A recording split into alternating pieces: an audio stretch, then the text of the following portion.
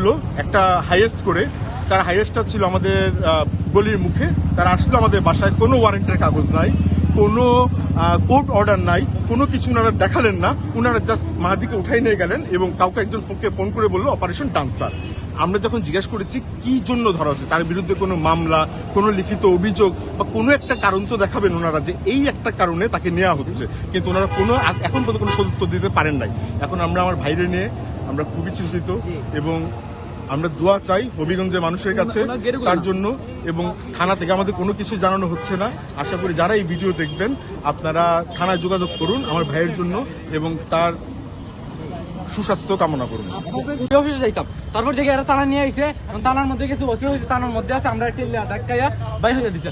অন্য অফিসাররা হয় যে থানার মধ্যে নাই, অনেকে অনেক কথা হইতেছে, আমি জানি না বাসার মাঝে কই আছে। আমার ভাই ধরে আনছে, ওই বলতে পারছেন ভাই কোথায়, বলতে পারতেছে মানে তার একবার বলে থানার ভিতরে আছে, একবার বলে থানার বাইরে আছে। কোন অভিযোগ সামনে কথা বলে না কেন? ওরা কি